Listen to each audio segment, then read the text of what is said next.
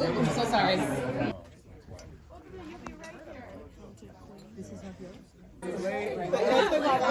girl. 2:30 or no? They're not. Okay, just be sure. We need partnerships. But top of the morning. Yeah, I gotta turn my mic up though. I ain't used to this low shit. I'm a rapper. Turn me up. Who controlling the mic? Who controlling the mic? Jeremy, don't be no stranger to danger. Turn me up. This Snoop Dogg. A little louder, man. They need to hear me in the back. Louder. Can y'all hear me in the back? Yes. No, they can't hear me in the back. Jeremy, turn me up. Respond in the back. I can't hear. People in the back, put your hands in the air. Okay, they can hear me. What's up, Queen? How you doing? I'm good, Snoop. How are you? I'm amazing. Happy Sunday. In a real way. I love your hair. That's beautiful. You know, I'm a hair man, so you know. Trey, watch out. I'm finna hug your mama. Watch this. Watch out. I'm finna hug your mama first before you. Good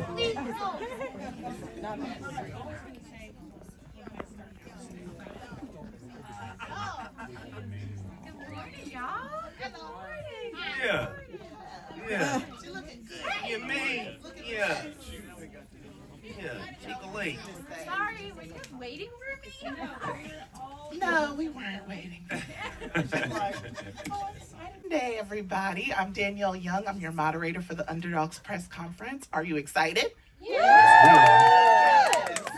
And we have some of the Underdogs here with us, and our cast, our beautiful cast. We got Charles Stone III, our director. Yes.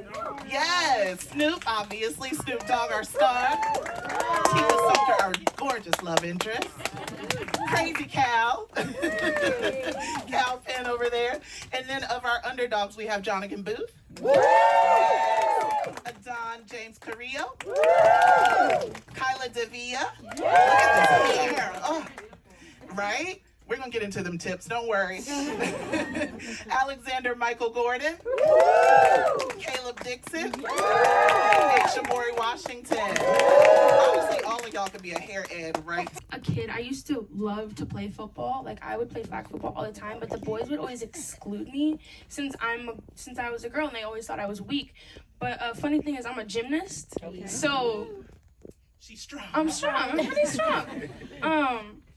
But yeah, I'm very honored to play someone who's like gets into that a little bit. She in this movie, she kind of shows that girls can do anything, not just be pretty or just buy makeup or shop. She can play football. You know, she can really play. When you guys see this movie, she can. She saved me. Love that. Well, I would love to know more about the favorite scenes and the favorite moments that y'all had on set. And Tika and Kal and Snoop, you can think about it too, but they seem ready. So I'll start at my end over there.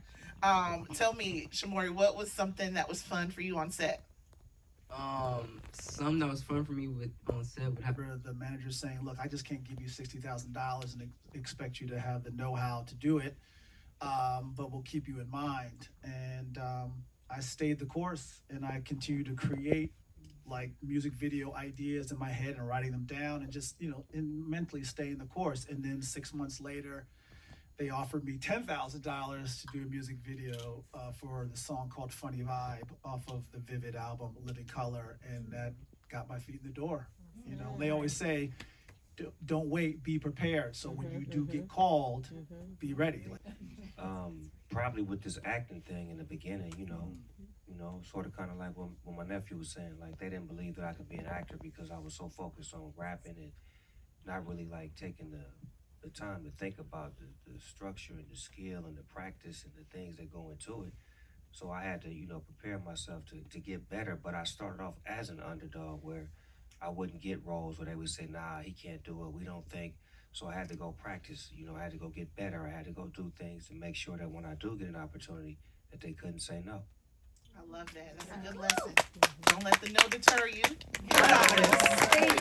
Wow. You're amazing.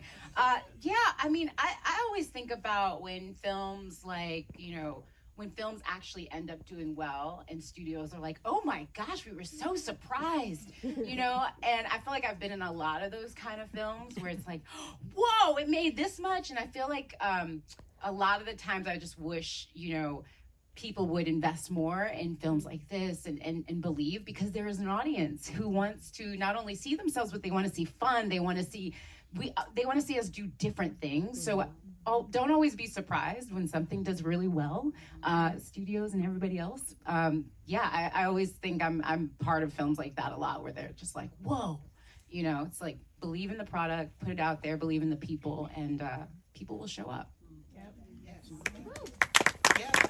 Just reminded me of the story about when Harold and Kumar Go to White Castle blew up. Where for years, when I was starting out, I went to drama school. I was trying to get my foot in the door, and I kept getting told, well, what part could you possibly play?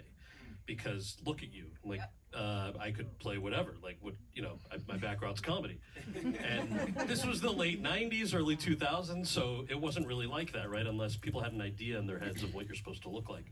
And I remember I went to UCLA undergrad. I remember seeing a woman. I can't remember her name, but I remember at the time she was, I think, the only black woman on network TV. And she said, people asked her questions in a format like this, and she said, I just need to. I know that I need to work harder than anybody else who's going out for that job, and I know that that's why I have an MFA in classical theater. And when I walk into that audition room, if they're sending me home without the job, they know that I know that I was the best person for the job. So I'm ready to work 1,000 times harder than everybody else. And that, I kind of use that philosophy as the underdog. Then Harold and Kumar Go to White Castle comes out, and everybody forgets it tanked at the box office. It did not do well. The title wasn't great. And I remember in Hollywood, like, what was it, 2004, everyone after it tanked was like, see, we told you 2 Asian American men just can't open a comedy.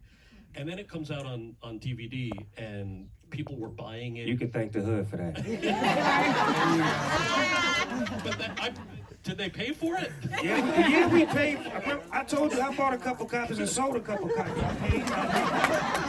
But you got your street cred. You in there? Because Indian folks try to take credit, and they did not buy. They gifted each other the DVD. But anyway, sorry, I don't want to take up too much time. That movie came out on DVD.